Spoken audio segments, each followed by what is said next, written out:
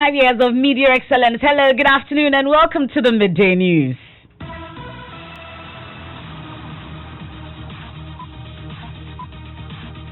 This bulletin is coming to you live from the Joy 99.7 FM studios here in Kukumlimle. Our digital address GA0993341. Also live on Love 99.5 FM in Kumasi. Affiliates across the country, including Volta Premier in Ho, Radio Max in Takrade, and A1 Radio in Bolgatanga. It's on ABN Radio in London and around the world at myjoyonline.com. The news is brought to you by UMB Bank, UMB Speed Up, DigiBank, Let's Go, and Telesol 4G. Just a touch. In this edition, leadership of various universities in the country assure students of efforts to resolve challenges that have characterized their various e-learning platforms. We are also providing the lecture notes and the systems that all our colleagues are doing. But for the assessment, we want to hasten slowly.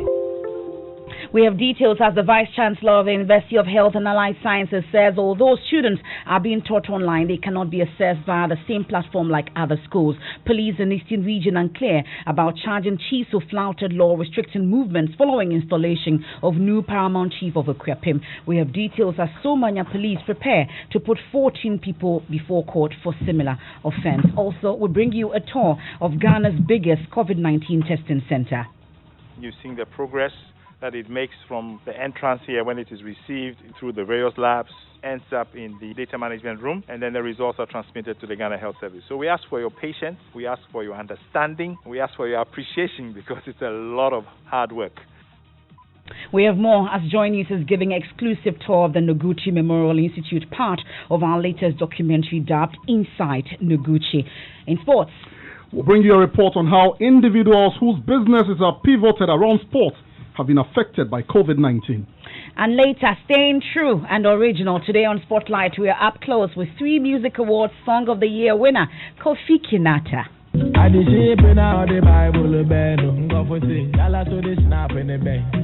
a way of saying the truth without getting people offended. I wasn't talking about one particular group. I was talking about ourselves.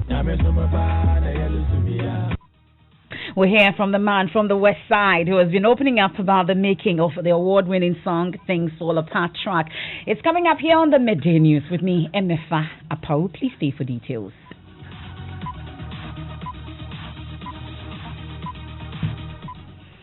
And this afternoon, the leadership of various universities in the country are assuring students of efforts to resolve challenges that have characterized e-learning programs rolled out as schools remain shut as a result of the coronavirus pandemic. Joy News' program Beyond the Lockdown yesterday brought together heads of some tertiary institutions in the country on how they are dealing with the associated challenges of e-learning. Vice Chancellor of the University of Health and Allied Sciences, Professor John Japong, says although students are being taught online, they cannot be assessed via the same platform like other schools. We are not going to be doing any online assessment. We are going to go through the process of engaging our students with all the lecture notes, with the online learning and all the teaching material. But we think that it is very, very important because of the way our programs are structured that we have assessment in the ways that we've been doing it. I mean, can you imagine a medical student who is being assessed for his or her knowledge in obstetrics, assessment of knowledge in terms of writing of some multiple choice questions, we do some essay type questions. But the most critical thing is what the student is able to do when he is presented with a patient. And that we cannot assess online. In as much as we would have loved to go on the route that our other colleagues are doing, we think that we have to hasten slowly on that front. We are a little uncomfortable about doing online assessment, especially for the programs that we do run. However, we are also providing the lecture notes and the systems that all our colleagues are doing. But for the assessment, we want to hasten slowly. That's the Vice Chancellor of the University of Health and Allied Sciences, Professor John Japong. On his part, the Pro-Vice Chancellor of the University of Education, Winneba, Professor Andy Ofori-Brikurang, stated the school authorities have put in place measures to ensure students with challenges with data, power, and network are resolved. The year 2019, we successfully launched our 2019-2023 strategic plan, which outlines my vision for the university in the next 5 years. Through this strategic plan, we intend to take the university to even greater heights and make it one of the best tertiary institutions in the world. We were third in rankings of the top universities in this country, Ghana. Our university is the fastest growing, largest populated university in the country with a total population of 85,004. Furthermore, our university presented about 80% of all the experts that designed the new TETL curriculum for colleges of education in this country. We are indeed very proud of our excellent collection.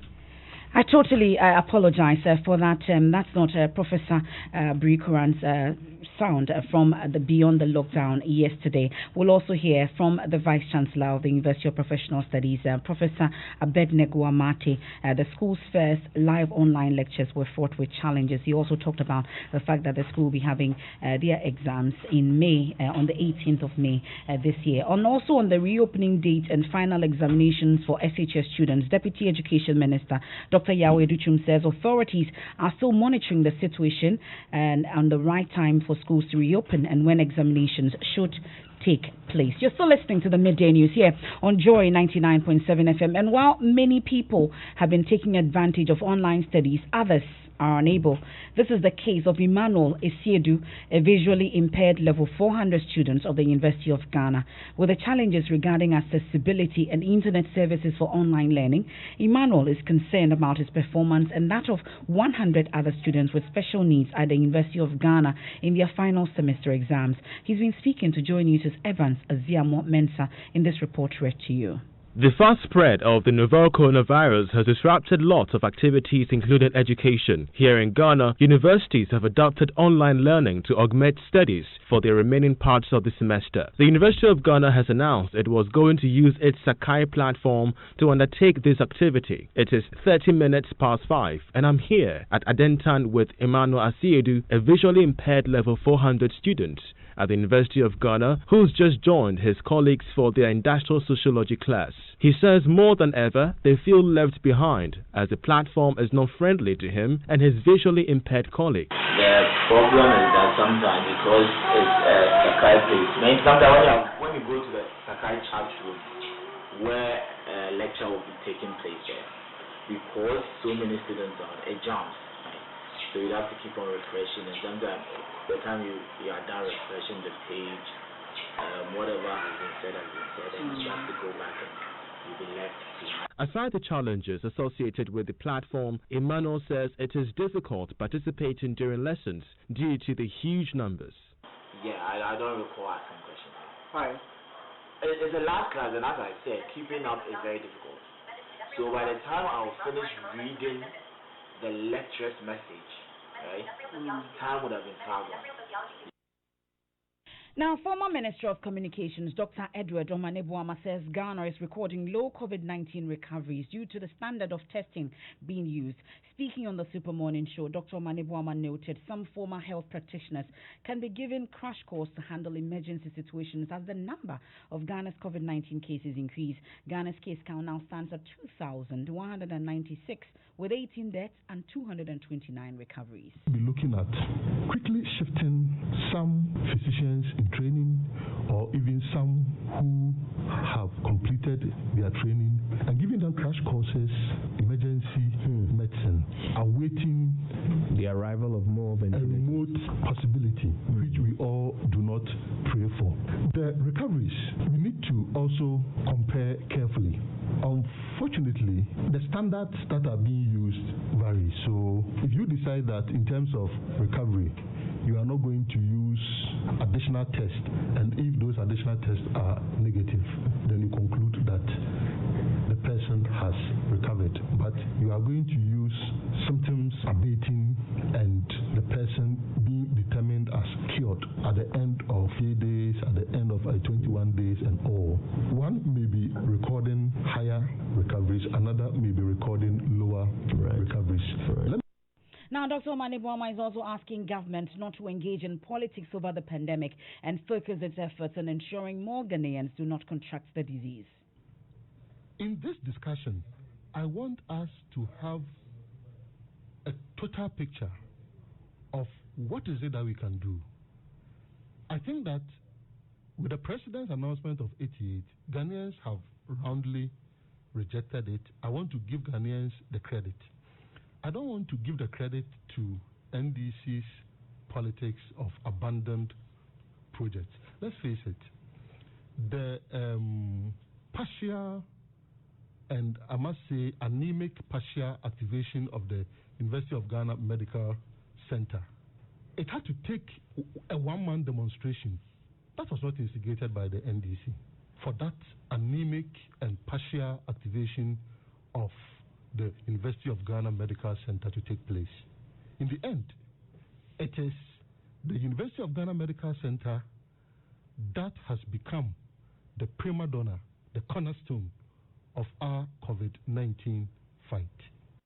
That's the former Communications Minister, Dr. Edward Omane Boamah, speaking on the Super Morning Show earlier today with Kojo Yankson. Now, Vice President Dr. Mahamudu Bawumia has hit back at former President John Dramani Mahama over recent comments the former president made about how the current administration's discontinuation of projects he started has badly affected Ghana's COVID-19 fight. Dr. Bawumia says the former president should stop embarrassing himself by looking and comparing data on infrastructure between his administration and the current one. The Vice President was interacting with the media after chairing a coronavirus meeting at the Jubilee House, also said no government in the Fourth Republic has delivered as much infrastructure in its first term than the Akufo-Addo-led government. And we have been able to perform much, much better than the situation we inherited. In fact, the data is very clear. And so my humble advice to former President Mahama is to take a look at the data. This is not Green Book data. This is just the data, right? Take a look at the data before you speak. Otherwise, you will end up embarrassing yourself. So when it comes to the data has been very, very clear. Agricultural growth, we have performed better. Industry growth, we have performed better. Inflation, we have performed better. Interest rates, we did perform better. Exchange rate depreciation, we have performed. This is the data. When it comes to the creation of jobs. Now, the Vice President, Dr. Mahamudu Bawumia, my colleague Latif Idris has just returned from that media interaction with the Vice President. So it appears he's been setting the record straight. What more came up at that briefing? So, Emefa, you know that globally, world leaders have been ranked and there's been analysis on who is performing better amidst the pandemic. You know, Evans Mensah on his PM Express show also had that discussion on how President Akufo-Addo has performed amidst the pandemic. The Vice President also said that if you compare this crisis the country is currently facing against the doomsday days, it is clear that President Akufo-Addo has performed better within a crisis situation compared to former President Mahama. Under the presidency of Nana Akufo-Addo, there has been an externally generated crisis, which has been the global coronavirus pandemic. I just want you to ask yourselves, how have these two crises been managed? You look at the coronavirus crisis and you look at the difference in terms of what has happened. President has reduced electricity prices, made it free for lifeline consumers, has given free water for all Ghanaians for 3 months, has made sure that there is a stimulus package of 600 million Ghana cedis for businesses. And we have seen domestic production of PPEs, personal protective equipment for our health workers locally. So the difference couldn't be more stark.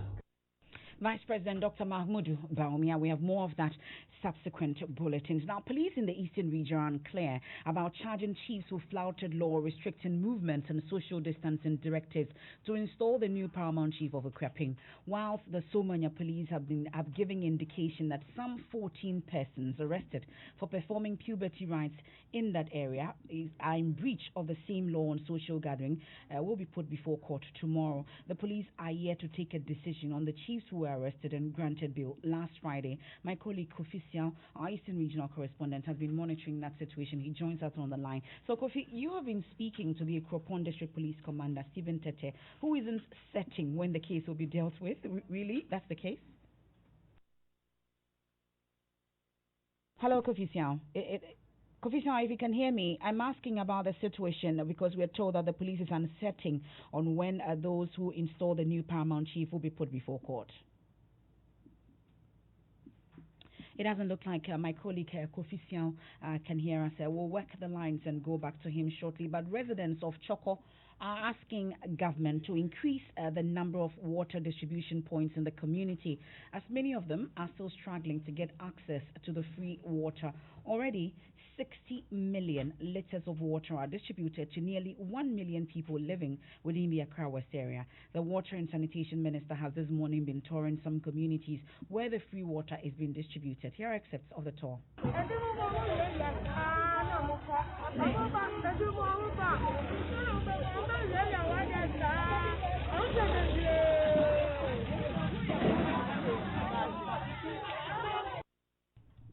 My colleague Nancy Emefa Jadosi is live there. She will join us shortly here on the Midday News. With that, whilst we resolve the technical challenges, our top stories in this edition: leadership of various universities in the country assure students of efforts to resolve challenges that have characterized their various e-learning program. When we return, we'll take a tour of Ghana's biggest COVID-19 testing center. You've seen the progress that it makes from the entrance here when it is received through the various labs, ends up in the data management room, and then the results are transmitted to the Ghana Health Service. So we ask for your patience, we ask for your understanding, we ask for your appreciation because it's a lot of hard work. And later, staying true and original, today on Spotlight, we're up close with 3 Music Awards Song of the Year winner, Kofi Kinata. I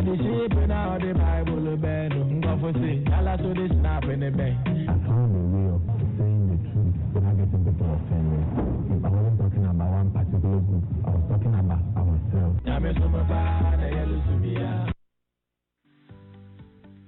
UMB was established in 1972 as the premier bank for the corporate and private sector in Ghana. From our very beginning, as the only Ghanaian bank serving all categories of businesses, we set a standard for excellence and innovation. Over the past 45 years, we've built a financially healthy and strong bank, demonstrated our commitment to our customers and to growing businesses, and exhibited originality and innovation at every turn. At UMB, our focus is built around people, service, products, and technology. These are the key to our present success and our future triumphs.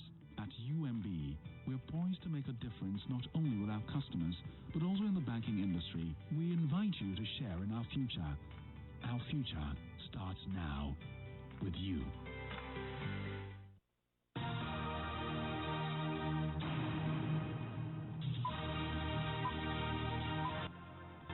Thanks so much for staying with us here on the Midday News live on Joy 99.7 FM. Let's take sports now with Hans Spencer Ando. And COVID-19 has brought sports to its knees, and the major sporting events such as the top European football leagues, the Olympic Games, and Wimbledon have all been suspended or postponed. Here in Ghana, the Ghana Premier League remains suspended along with all other sporting events. But what about the people whose businesses are pivoted around sports? Joy Sports sheds a light on the impact of COVID-19 on these persons' business. The 3 leagues, that's the Premier League, the Division 1, and the Women's League, collectively employs about 40,000 people. There may not be signs backing the contribution of sports to Ghana's economy, but it is a known fact it contributes significantly to the country's economic fortunes. This sector employs thousands directly, and it has not been spared by the coronavirus pandemic. There has been no sporting events since the president announced the suspension of all social gatherings over a month ago, and this has had a profound impact on nearly all sectors, including sports. Right Sports are organizers of the annual Sprite Ball Basketball Championship, the country's premier basketball competition for second cycle institutions. Yao Sechi is the company's CEO.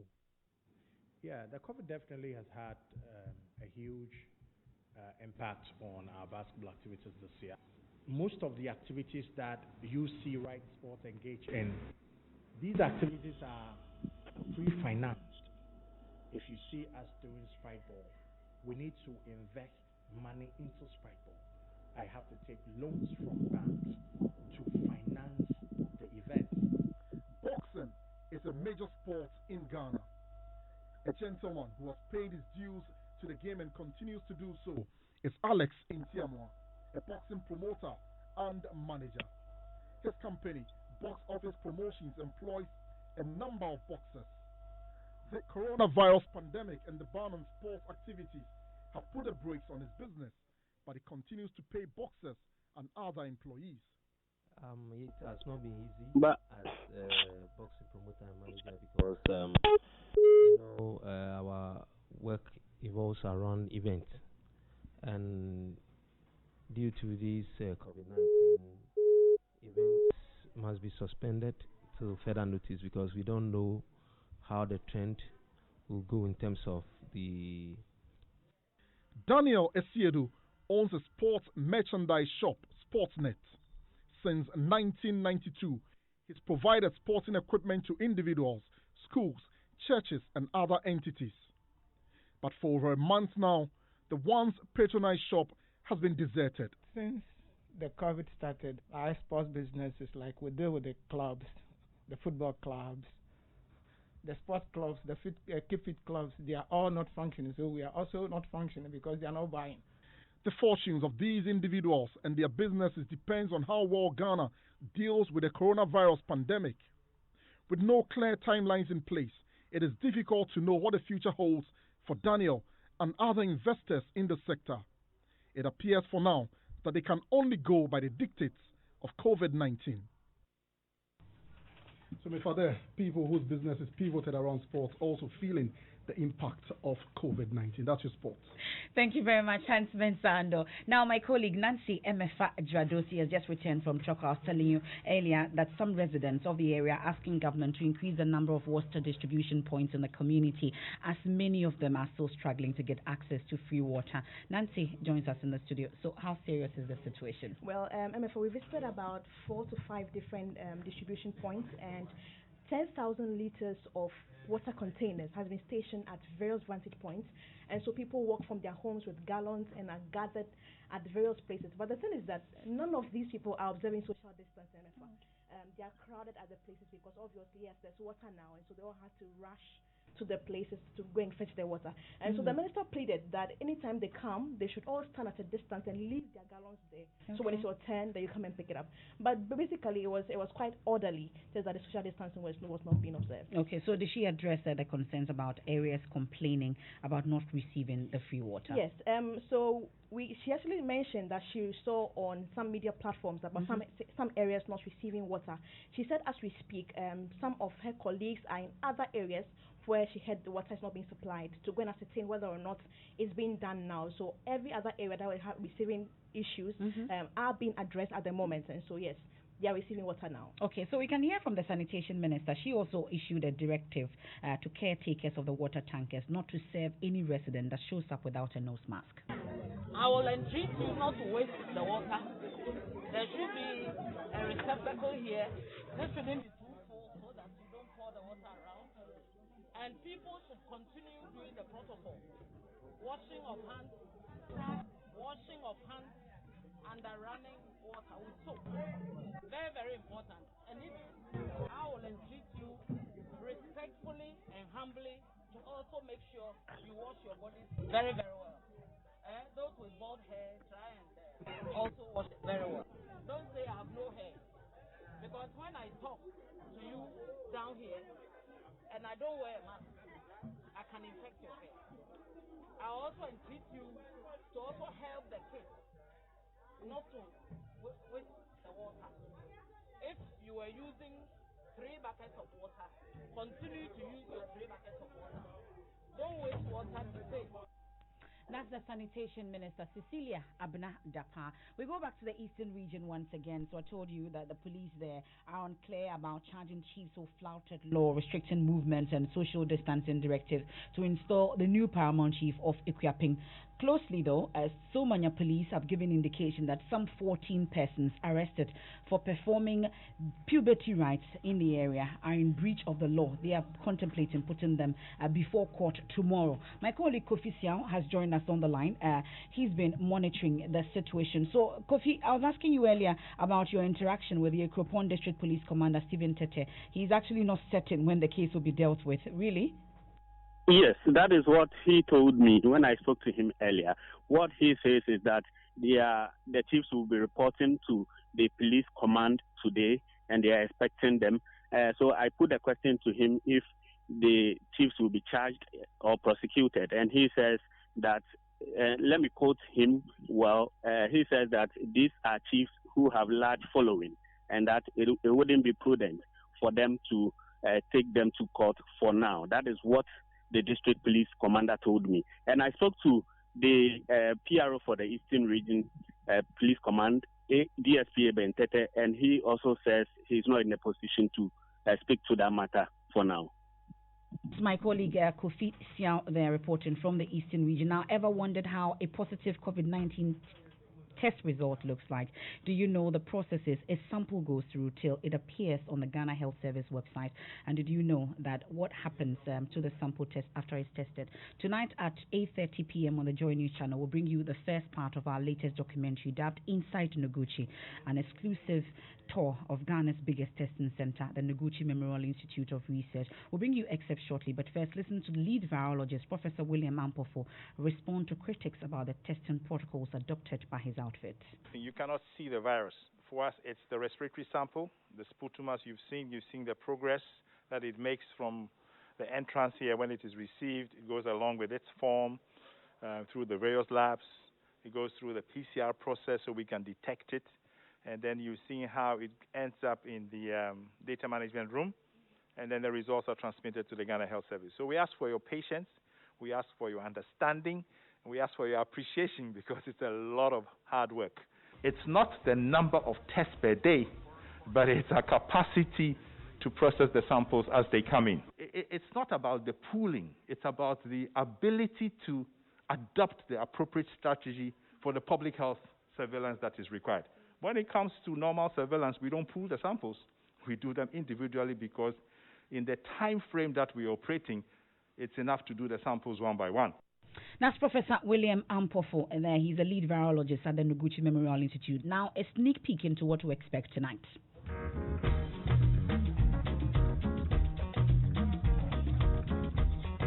It's our COVID-19 special, and prior to the COVID season, I would say that the Noguchi Memorial Institute was not as busy as it is now. As I speak, I can count about 4 vans, pickup vans, from the various sectors, health directorates across the country. I have with me a special guest. Today, she's not talking politics. Susan Edouard-Mankwa, she's head here. What exactly do you do here? Okay, so this is the sample receipt area. Initially, we have a sample receipt post. But as you said, these are busy times and unusual times. But they still go through the process as it is. So when they first arrive, they stop at the security gate, and then they fill out the sample receipt form. So, the person bringing the sample, who they are bringing the sample to, the number of samples, and the date and the time. So that's what we do here. We check the forms against the samples. Inside Noguchi, the full documentary will be playing tonight at 8:30 p.m. on the Joy News channel. You want to catch that. Time now for entertainment, and Becky is here. What do we have? Yes, in 2019, he released what many have described as a song questioning the morals of people who profess to be Christians and yet do vice. Things Fall Apart was the reality people needed to be told in the face. Over the weekend, the song was adjudged Song of the Year at the 3 Music Awards.